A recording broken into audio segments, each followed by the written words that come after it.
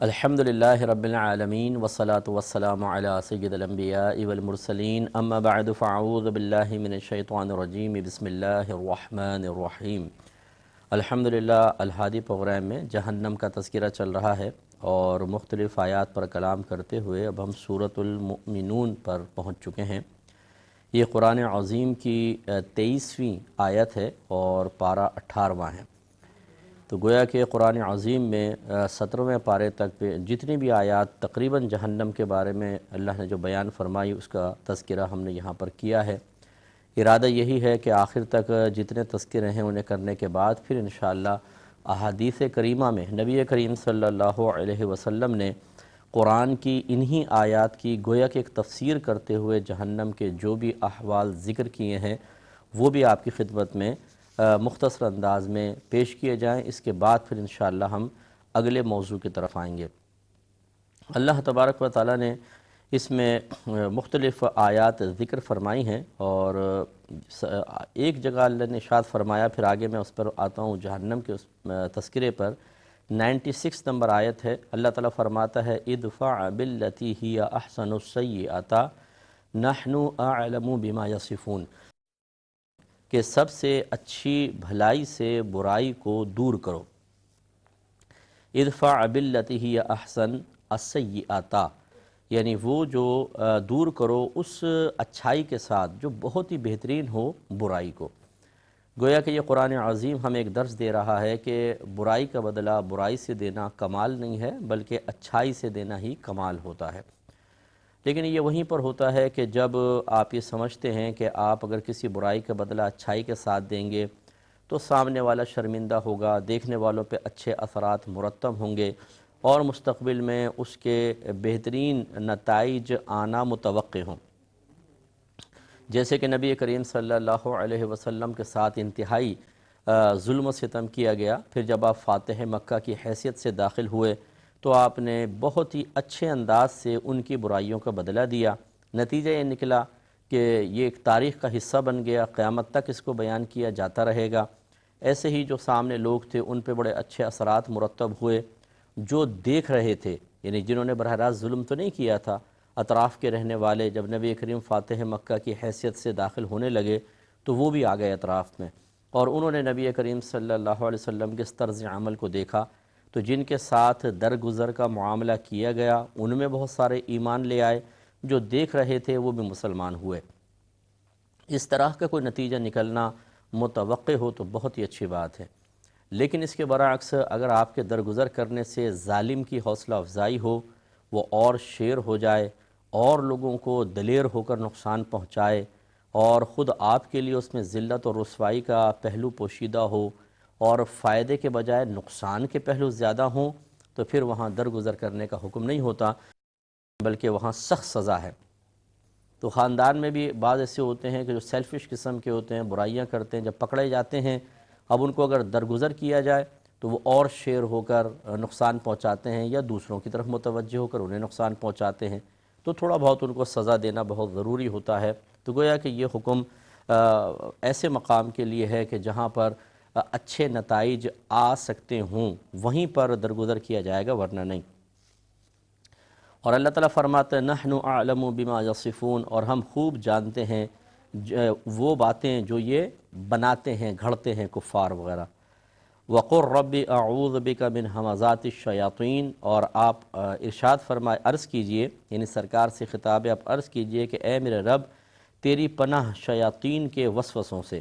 واعوذ بک رب ان یحضرون، اور اے میرے رب تیری پناہ کہ وہ میرے پاس آئیں۔ تو یہ دیکھیں، یہ نبی کریم کو تلقین کی جا رہی ہے کہ ایک تو وساوس شیاطین سے پناہ طلب کیجئے، حالانکہ میرے آقا صلی اللہ علیہ وسلم اس سے پاک و صاف ہیں کہ نبیوں کو کوئی شیطان آ کے وسوسے باقاعدہ ڈالے۔ جن کے غلاموں کی یہ شان ہو کہ نبی کریم صلی اللہ علیہ وسلم فرماتے ہیں کہ جس راستے سے عمر گزر جائیں اس راستے سے شیطان بھی راستہ بدل لیتا ہے، تو پھر ہمارے نبی کریم صلی اللہ علیہ وسلم کی شان کیا ہوگی، آپ اندازہ کریں۔ تو اس کا مطلب یہ ہوا کہ وساوس شیاطین سے اگر سرکار اللہ تعالیٰ کی پناہ طلب کر رہے ہیں تو یہ تعلیم امت کے لیے ہے کہ ہم بھی وساوس سے پناہ طلب کریں۔ اب ہم یہ کہتے تو ہیں اعوذ باللہ من الشیطان الرجیم، اے اللہ میں تیری شیطان مردود سے پناہ چاہتا ہوں، پناہ طلب کرتا ہوں، یعنی مجھے پناہ میں لے لے تاکہ میں شیطان مردود سے بچ جاؤں۔ لیکن ہمارا دل نہیں چاہتا کہ واقعی اللہ تعالی ہمیں پناہ میں لے کے شیطان سے دور کر دے، کیونکہ ہماری دوستی کا تعلق شیطان کے ساتھ بڑا مضبوط ہوتا ہے، اور یہی تو ہمیں نئے نئے آئیڈیاز دیتا ہے کہ تم ایسا کرو تو یہ گناہ ہوگا، اس کی یہ لذت ہوگی، یہ اگر گناہ کے انجام تک تمہیں پہنچنا ہے یا یہ ناجائز چیز حاصل کرنی ہے تو اس کا آئیڈیا یہ ہے، تو پھر کیسے اس سے دوستی چھوڑ سکتے ہیں؟ تو اسی لیے ہماری یہ اعوذ باللہ من الشیطان الرجیم، جیسے ہم شیطانی وسوسے پہ اگر پڑھیں یا لا حول ولا قوت الا باللہ، تو اس میں وہ تاثیر نہیں ہے، آپ دیکھیں۔ ورنہ اعوذ باللہ من الشیطان الرجیم ایک روحانی طاقت والا پڑھے تو شیطان دور بھاگتا ہے۔ اسی طرح لا حول ولا قوت الا باللہ اگر ہم کہہ دیں تو اس سے شیطان کو تکلیف ہوتی ہے اور وہ دور بھاگتا ہے۔ لیکن یہاں صورتحال یہ ہے، جو ایک عام آدمی رسمی طور پر ان جملوں کو ادا کر رہا ہوتا ہے، شیطان بھاگنے کے بجائے اور قریب آ جاتا ہے۔ اور مجھے تو ایک چشم تصور میں اگر میں دیکھوں تو شیطان لوٹیاں لگاتا ہوگا زمین پر جب ہم کہتے ہیں لا حول ولا قوت الا باللہ اعوذ باللہ من الشیطان الرجیم، تو وہ ہنستا ہوگا، کیونکہ اس کو ہماری نیتیں پتہ ہیں، وہ ہمارے قلب کے خطرات پر اللہ کی عطا سے آگاہ ہے کہ یہ کہاں سے اعوذ باللہ پڑھ رہے ہیں، تو میرے ہر لمحہ کہنا مانتے ہیں اور ابھی کچھ دیر بعد پھر بھی کہنا مانیں گے اور پڑھ رہے ہیں لا حول ولا قوت۔ تو یہ رسمی طور پہ ہماری زبان سے نکلتا ہے، لیکن بہرحال نبی کریم صلی اللہ علیہ وسلم نے وساوس شیاطین پر اللہ تعالیٰ کی پناہ طلب کی، تو تعلیم امت کے لیے ہمیں ایسا کرنا چاہیے۔ اور دوسرا، سرکار نے ان شیاطین کے قریب آنے سے پناہ طلب کی ہے۔ شیاطین جنات ہیں، وہ جنات جو سرکش ہوتے ہیں، جو کافر وغیرہ ہوتے ہیں، نافرمان ہیں، انہیں شیاطین کہا جاتا ہے۔ اللہ کے نبی تو ان کے قریب آنے سے پناہ طلب کریں، اور ہمارے بھائیوں کی خواہش ہوتی ہے کہ کوئی جن قابو میں آ جائے جس سے میں بہت سارے کام کروا سکوں، تو وہ مختلف لوگوں کے پاس جا کر اپنا وقت برباد کرتے ہیں اور اس خواہش کا اظہار کرتے ہیں کہ جی کوئی وظیفہ بتا دیں کہ جن قابو میں آ جائے۔ وہ کسی نے کہہ دیا ہوتا ہے کہ جی جن سے تم کھانا منگاؤ گے کھانا لا دے گا، خزانہ منگاؤ گے خزانہ لا کر دے دے گا۔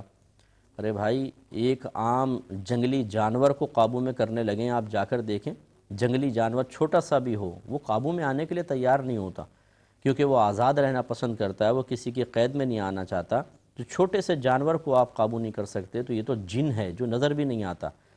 تو اگر آپ چھوٹے سے جانور کو قابو میں کرنے لگیں، اس کو موقع ملے گا کاٹے گا، اس کو موقع ملے گا وہ پنجہ مار کے آپ کو زخمی کرے گا، یا جو اس کو اللہ نے ہتھیار دیا آپ کے خلاف استعمال کرے گا۔ تو اسی طریقے سے یہ جنات کو قابو میں کرنا ایک بڑی احمقانہ حرکت ہے، یہ اس کی خواہش رکھنا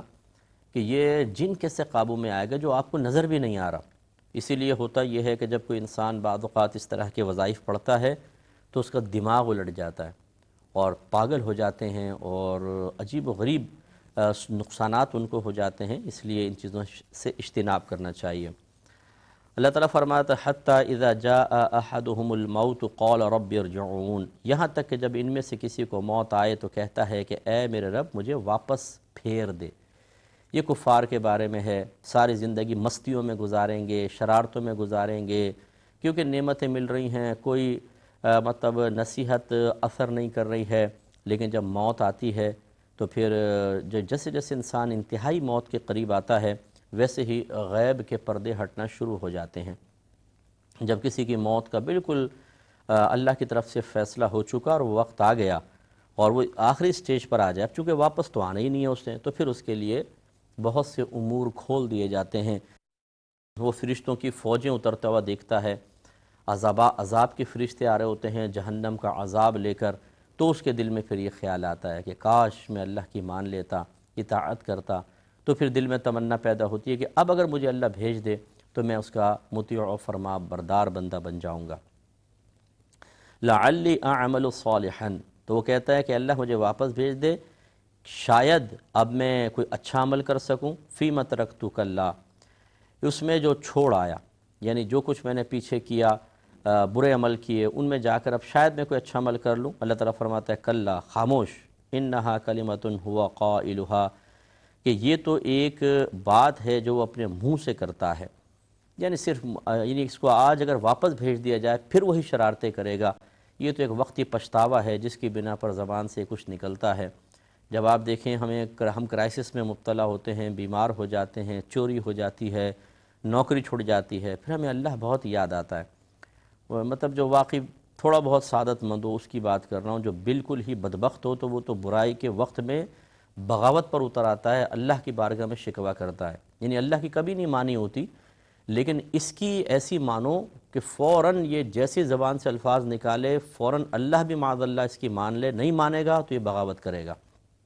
اس سے بڑی بے حیائی اور کیا ہو سکتی ہے؟ آپ سوچئے کہ آدمی جب خوشی میں ہو تب بھی اپنے اللہ کو یاد نہ کرے، اس کی نافرمانی کرے، اور جب تنگی میں مبتلا ہو تو پھر عبرت حاصل کرتے ہوئے، نصیحت حاصل کرتے ہوئے، درس حاصل کرتے ہوئے فرما برداری کی طرف نہ آئے بلکہ اللہ سے الٹا لڑنے لگے کہ تم نے اللہ تعالیٰ کو کون سا فائدہ دے دیا یا کوئی احسان کیا ہے کہ تم اس انداز سے اللہ سے گفتگو کر رہے ہو؟ اللہ تبارک و تعالیٰ نے تم پر احسانات کے دروازے کھولے ہیں، تم اس کی فرما برداری نہیں کر رہے اور باتیں ایسی کر رہے ہو جیسے بہت بڑا لاڈ صاحب ہے یہ، اور بہت ہی اللہ کا مقرب تھا اور اس نے اللہ کو بہت فائدے پہنچائے تھے معاذ اللہ، اور اب برا وقت آیا ہے تو اللہ تعالیٰ اب تو میری کیوں نہیں مدد کر رہا؟ یعنی سوچنا چاہیے ہم کیا کر رہے ہیں۔ تو یہ غلط رویہ ہوتا ہے۔ تو یہ تو کافر کے احوال ہیں،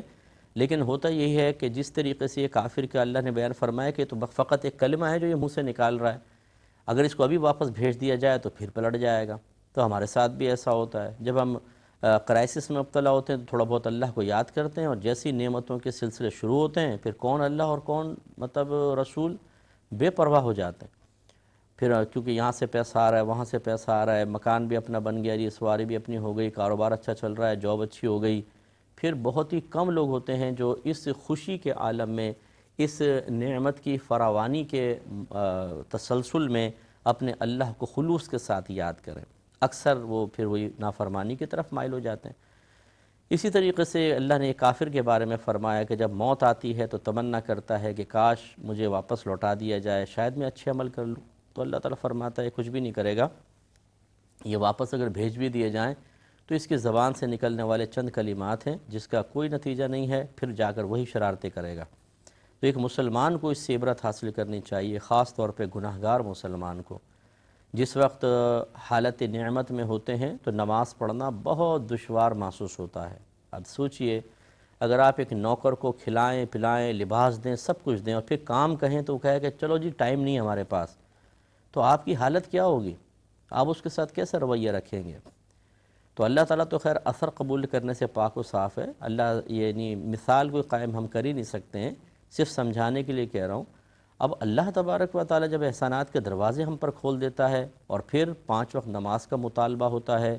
اور روزہ رکھنے کا، سچ بولنے کا، ظلم نہ کرنے کا، فحاشی سے بچنے کا، تو ہم کہتے ہیں کہ بھائی یہ کیا بات ہو گئی، کیوں بچیں؟ تو نہیں بچتے ہیں، تو اس کا مطلب یہ ہوا کہ ہم اسی روش پہ چل رہے ہیں جو خود اپنے لیے پسند نہیں کرتے ہیں۔ حتیٰ کہ اگر بیوی بھی مسئلہ کرے نا اس طریقے سے کہ احسانات شوہر کر رہا اور وہ ان احسانات کے جواب میں ایک مخالفانہ اور باغیانہ رویہ اختیار کرے، تو اگر انسان کے قدرت و اختیار میں ہو تو طلاق دے دے گا، دوستی ختم کر دیتے ہیں، رشتہ داری ختم کر دیتے ہیں۔ لیکن وہی چیز پھر اللہ کے لیے پسند نہیں کر رہے ہوتے، اللہ تعالیٰ نعمتیں دے رہا ہے، اس کی نافرمانی پہ کمر بستہ ہوتے ہیں۔ اب اگر کوئی سمجھاتا ہے تو غصہ آنے لگ جاتا ہے، ہم سمجھتے ہیں یہ میری خوشیوں کا قاتل ہے، یہ میرا آرام کا قاتل ہے، یہ میرے نفسانی خواہشات کی تکمیل کے راہ میں رکاوٹ بن رہا ہے، طبیعت میں بیزاری پیدا ہوتی ہے، نفرت پیدا ہوتی ہے، نگاہوں میں غصہ آ جاتا ہے، اور اپنے طرز عمل سے اس کو ثابت کرنے کی کوشش کرتے ہیں کہ جتنا بول رہے ہو اتنا ہی مجھے کراہت محسوس ہو رہی ہے، میں بیزار ہو رہا ہوں تم سے، مجھے یہ سب کچھ نہ کرو۔ سامنے والے مایوس ہو کے چھوڑ دیتے ہیں، پھر لگتا ہے موت کا جھٹکا، یہ آپ کو بھی لگے گا اور مجھے بھی لگے گا، ہمیں اس دنیا سے لازم رخصت ہونا ہے۔ پھر جب موت کے فرشتے آئیں گے نا سامنے تو پھر ہمیں سمجھ میں آئے گا کہ ہم نے کیا کیا تھا۔ اب جو برے عمل کرنے والا ہوگا، جس کو بہت سمجھایا لیکن نہ مانا، وہ بھی اسی طرح کی طبیعت اور کیفیت رکھتا ہوگا کہ دل میں تمنا ہوگی کاش اللہ تعالیٰ ایک دفعہ بھیج دے، اب میں نمازی بھی بنوں گا، پرہیزگار بنوں گا، گناہوں سے بچوں گا، اچھی صحبت اختیار کروں گا، اب فیس بک پر یوٹیوب پہ اپنے وقت کو برباد نہیں کروں گا، یہ وقت بلکہ مسجد میں لگاؤں گا اور خوب نیک عمل کروں گا، اللہ تعالیٰ تو مجھے معاف کر دے۔ لیکن پھر تو یہ موقع نہیں ملے گا، اس لیے سوچنا سمجھنا اسی زندگی میں اور انہی اوقات انہی لمحات میں ضروری ہے پھر جب یہ وقت ہاتھ سے نکل جائے گا تو پچھتانے کا کوئی فائدہ نہیں۔ اللہ تعالیٰ فرماتا ہے وَمِن وَرَائِهِمْ بَرْزَخٌ إِلَى يَوْمِ يُبْعَثُونَ، اور ان کے آگے ایک رکاوٹ ہے قیامت کے دن تک، یعنی اس دن تک جس دن یہ اٹھائے جائیں گے، اسے عالم برزخ کہتے ہیں، یعنی موت کے بعد سے لے کر قیامت تک اٹھائے جانے کا جو درمیان کا ڈیوریشن ہے اسے عالم برزخ کہتے ہیں، اور برزخ کا مطلب رکاوٹ ہوتا ہے، تو گویا کہ وہاں پر انسان رہے گا۔ پھر آگے اللہ تعالیٰ نے ارشاد فرمایا، انشاءاللہ اس پر کلام کریں گے نیکسٹ پروگرام میں، کیونکہ اب ٹائم پورا ہو گیا ہے۔ وآخر دعوانا ان الحمدللہ رب العالمین۔